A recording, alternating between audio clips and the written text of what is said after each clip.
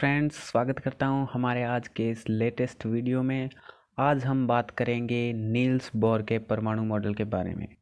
तो देखिए, इससे पहले एक मॉडल आया था जिसका नाम था रदरफोर्ड का परमाणु मॉडल। उसी को थोड़ा विस्तार से समझाकर नील्स बोर ने उन्हीं की कमियों को दूर करते हुए अपना मॉडल दिया जिसका नाम है नील्स बोर का परमाणु मॉडल, बोर्स एटॉमिक मॉडल। तो चलिए सबसे पहले इसका इंट्रोडक्शन देख लेते हैं। तो देखिए, सन 1913 में डेनमार्क के भौतिक वैज्ञानिक नील्स हेनरिक डेविड बोर, ये पूरा नाम है बोहर का, नील्स हेनरिक डेविड बोर ने रदरफोर्ड के परमाणु मॉडल की त्रुटियों, उनके परमाणु मॉडल में कुछ कमियां थी, जैसे नाभिक के चारों ओर घूमते हुए इलेक्ट्रॉन का नाभिक में गिरना।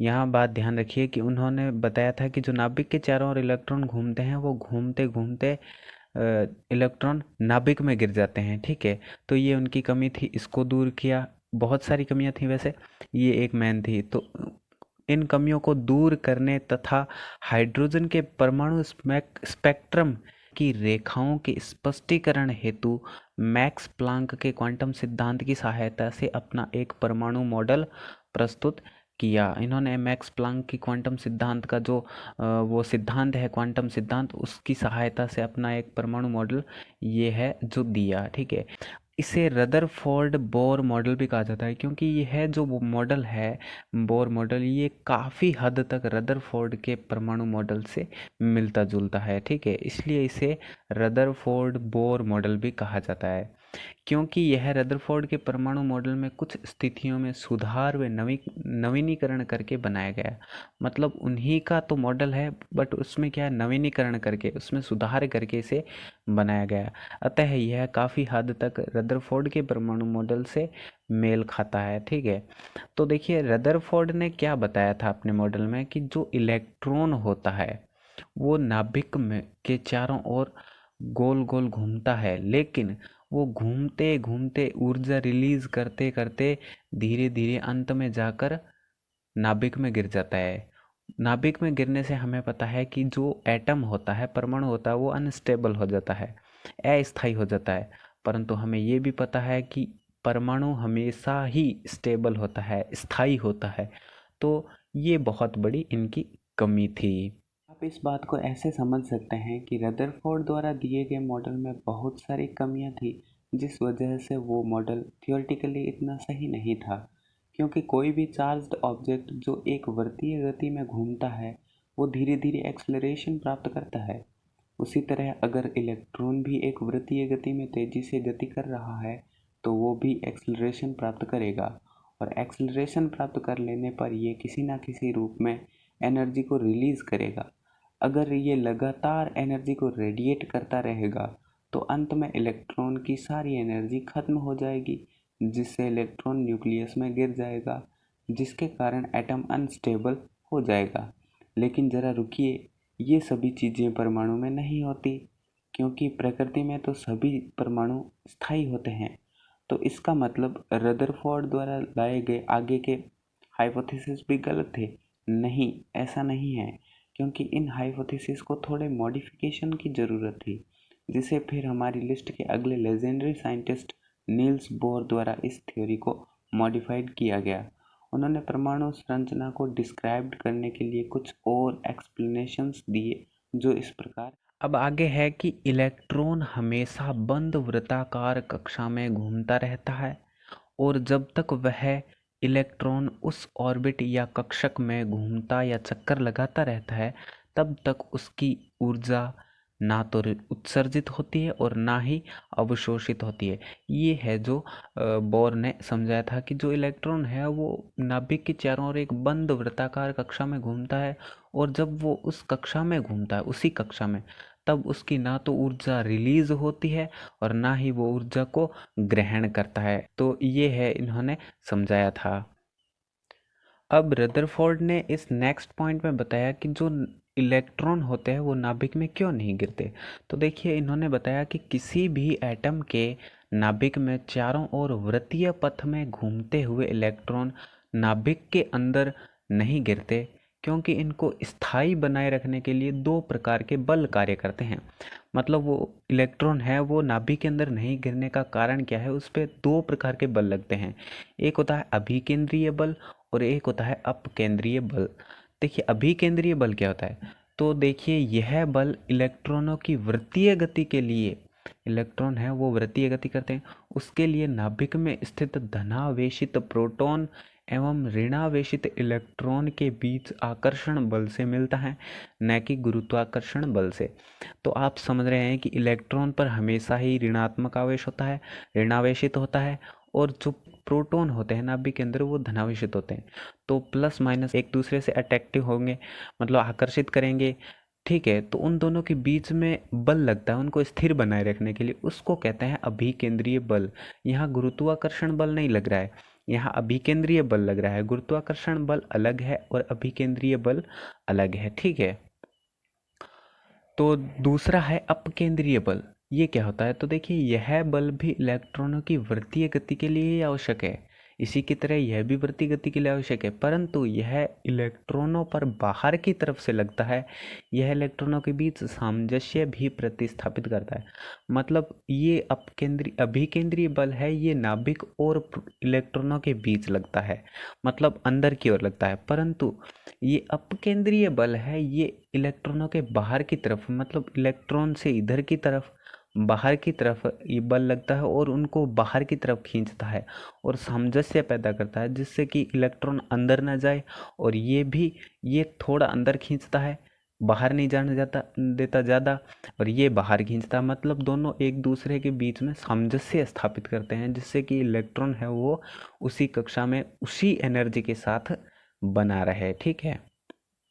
तो अब आप यहाँ देख सकते हैं जैसे कि ये है एक परमाणु है, ठीक है, ये परमाणु है और ये इलेक्ट्रॉन है, ये इसके चारों ओर वृत्तीय गति कर रहा है, ठीक है।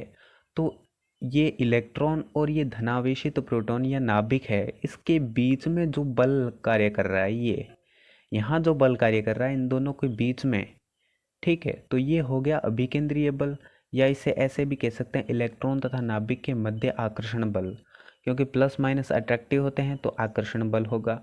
और इसे स्थिर वैद्युत बल भी कहते हैं, ठीक है। और कूलाम बल या कूलम्स बल भी यहाँ लगता है, कूलम्स फोर्स, और इलेक्ट्रोस्टैटिक फोर्स भी लगता है।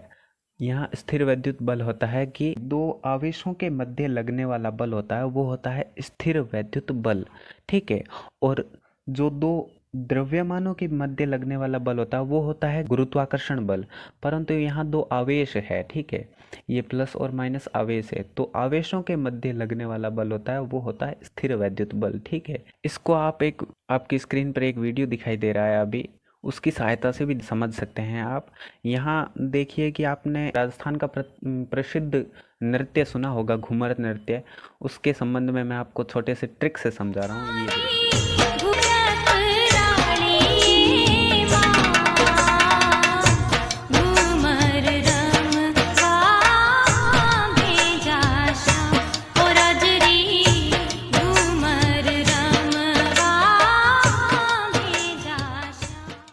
तो यहाँ आप घूमर नृत्य के एक पार्ट की इमेज देख रहे हैं। इसमें एक महिला को हम इलेक्ट्रॉन व दूसरी को नाभिक मान लेते हैं। यहाँ आप देख सकते हैं कि दोनों एक दूसरे को घूमते हुए खींच रही हैं, परंतु ज़रा यहाँ ध्यान दो और गौर भी फरमाओ कि महिलाएं अगर एक दूसरे को पास पास खींच रही हैं तो वो पास क्यों नहीं आती, क्योंकि इनके बीच एक बल काम कर रहा है और वो बल है अभिकेंद्रीय। और इस बल को कंट्रोल कौन कर रहा है, जो पीछे की ओर बल लग रहा है, पीठ की तरफ, इलेक्ट्रॉन महिला की पीठ की तरफ जो बल लग रहा है, जो अभिकेंद्रीय बल को कंट्रोल कर रहा है, वो कौन सा है, अपकेंद्रीय बल। ये फंडा है इस बात में। तो देखिए कि एक बल अंदर खींच रहा है और दूसरा बाहर, और जब दोनों बल समान रहेंगे तो महिला इलेक्ट्रॉन स्थायी रहकर तेजी से वृत्तीय गति कर सकती है। एक बात और यहाँ ध्यान रखिए कि आपने रस्साकसी का खेल तो देखा होगा, जिसमें अगर दोनों विपक्षियों का बल समान रहेगा तो बीच की जो गांठ है वो वहीं स्थायी रहती है। लेकिन थोड़ा सा भी अगर बल में फ़र्क आया, डिफरेंस आया, तो खेल खत्म। ठीक है, यानी कि एक उधर जाके गिरेंगे या उधर वाले इधर गिरेंगे। यही बात यहाँ है कि दोनों में समान बल लगना चाहिए, तभी वो इलेक्ट्रॉन स्थिर रहकर आसानी से घूम सकता है। आप इस बात को इस नेक्स्ट एग्जांपल में इस तरह भी समझ सकते हैं कि जो हमारी पृथ्वी है, हमारा सौर मंडल है, ठीक है, उसके समान भी यही जो परमाणु भी होता है, परमाणु और इलेक्ट्रॉन सौर मंडल के समान ही। जैसे ये सन है, ये सूर्य है, ये इसको हम मान लेते हैं नाभिक, ठीक है, और ये अर्थ, ये है हमारा इलेक्ट्रॉन, ठीक है। तो ये भी हमेशा आपको पता है कि वृत्तीय गति करता है सन की चारों ओर। जो हमारी अर्थ है, पृथ्वी है, वो सन के चारों ओर वृत्तीय गति करती है। परंतु क्या आपने देखा है कि कभी भी जो सन है वो जो हमारी पृथ्वी है उसको अपनी तरफ अट्रैक्टिव करता है? कभी सुना है? नहीं। क्योंकि ये इनके बीच में एक फोर्स, बल काम करता है, वो है अभिकेंद्रीय बल, जिसके कारण से ये पृथ्वी है, ये सूर्य से नहीं टकरा पाती है, सूर्य की तरफ आकर्षित नहीं होती है, ठीक है। और ज़्यादा बल काम करेगा तो एक पीछे की ओर भी बल काम करेगा, जो इसको सामंजस्य स्थापित करेगा अर्थ को। यदि ये बल लगता ही रहेगा तो ये पृथ्वी है वो इधर ही इधर भागेगी, ठीक है। तो इससे स्थायी रखने के लिए भी एक बल लगता है, वो हो गया अपकेंद्रीय बल। ये दो बल हैं, इस प्रकार से लगते हैं, जिस कारण से जो इलेक्ट्रॉन है वो हमेशा ही वृत्तीय गति करता है उसी कक्षा में। तो उसमें ना तो एनर्जी रिलीज होती है और ना ही वो एनर्जी को ग्रहण करता है, ठीक है, और ना वो ऊर्जा को रिलीज करते हुए नाभिक में गिरता है। रदरफोर्ड का परमाणु मॉडल था, ये था, इसमें ये बहुत बड़ी कमी थी। इसको बोर भाई साहब ने दूर किया कि जो इलेक्ट्रॉन है वो नाभिक में नहीं गिरते हैं। इसके बाद देखिए, मोटी बातों में आपको समझा दूं, इलेक्ट्रॉन किसी भी इलेक्ट्रॉन के लिए एक से अधिक ऑर्बिट्स या कक्षा होना संभव है। इन ऑर्बिट्स को एनर्जी लेवल, ऊर्जा स्तर कहते हैं। मतलब जो और इलेक्ट्रॉन है उनके लिए ऑर्बिट्स, कक्षाएं बहुत हो सकती हैं, ठीक है, और उन कक्षाओं की एक निश्चित एनर्जी लेवल होता है, ठीक है। या इसे ऐसे समझ सकते हैं कि प्रत्येक कक्षा में ऊर्जा की निश्चित मात्रा संलग्न रहती है, जिन्हीं की ऊर्जा स्तर, ऊर्जा कोश या ऊर्जा लेवल कहते हैं, जिन्हीं को, ठीक है। मतलब जो कक्षा होती है जिनमें निश्चित मात्रा संलग्न रहती है, किसकी? ऊर्जा की, ठीक है, उन्हीं को क्या कहते हैं? ऊर्जा कोश, एनर्जी लेवल या ऊर्जा स्तर कहते हैं, ठीक है। इसके बाद है कि रदरफोर्ड ने अपने परमाणु मॉडल में बताया था कि परमाणु में एक धनावेशित नाभिक होता है और इलेक्ट्रॉन इसके चारों तरफ निश्चित कक्षाओं में चक्कर लगाते हैं, ठीक है। बोहर ने इसे थोड़ा संशोधित करते हुए कहा कि प्रत्येक कक्षा जिसमें इलेक्ट्रॉन चक्कर लगाता है उसकी ऊर्जा निश्चित होती है और अलग अलग कक्षाओं की ऊर्जा का मान भी अलग अलग होता है। मतलब जो कक्षाएं होती हैं उनकी ऊर्जा का मान निश्चित होता है और सबकी ऊर्जा है वो अलग अलग होती है। अतः बोर के अनुसार इलेक्ट्रॉन निश्चित ऊर्जा की कक्षाओं में नाभिक के चारों ओर चक्कर लगाता है। जो इलेक्ट्रॉन है वो निश्चित ऊर्जाओं की कक्षाओं में, ऊर्जा स्तरों में ही नाभिक के चारों ओर चक्कर लगाता है। और नील्स बोर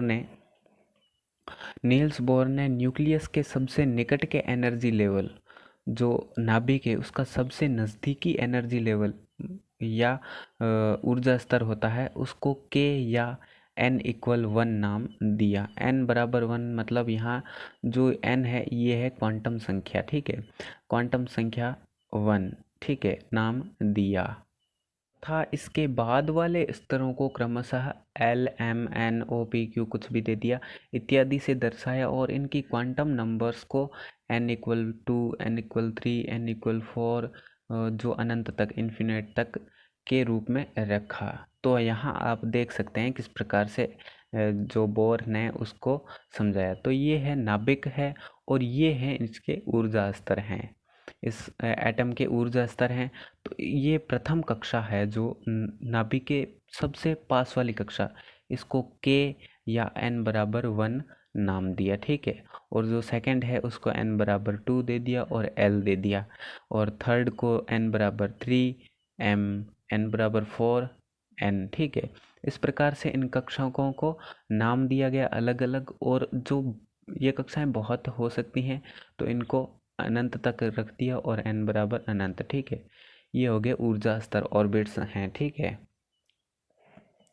इसके बाद है कि जब कोई इलेक्ट्रॉन किसी एक एनर्जी लेवल पर रहता है तो उससे संलग्न ऊर्जा भी वही रहती है जो उस ऊर्जा स्तर की होती है। मतलब जो इलेक्ट्रॉन है, यहाँ देखें आप, जो इलेक्ट्रॉन है अगर इस ऊर्जा लेवल में है तो इस ऊर्जा लेवल की जितनी एनर्जी होगी वही उस इलेक्ट्रॉन को मतलब स्थायी रखने के लिए वही ऊर्जा काम में आएगी।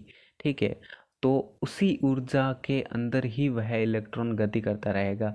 या तो उससे ऊर्जा निकलेगी तो वो अंदर जाएगा, लेकिन निकलती है नहीं। अगर उसको बाहर से ऊर्जा दी जाती है, मतलब बाह्य किसी भी प्रकार प्राकृतिक कारणों या कृत्रिम कारणों, किसी भी कारण से बाह्य ऊर्जा दी जाती है, तो उसमें ऊर्जा बढ़ोतरी होगी और वह उस ऊर्जा मान वाले स्तर में चला जाएगा, ऊर्जा स्तर में।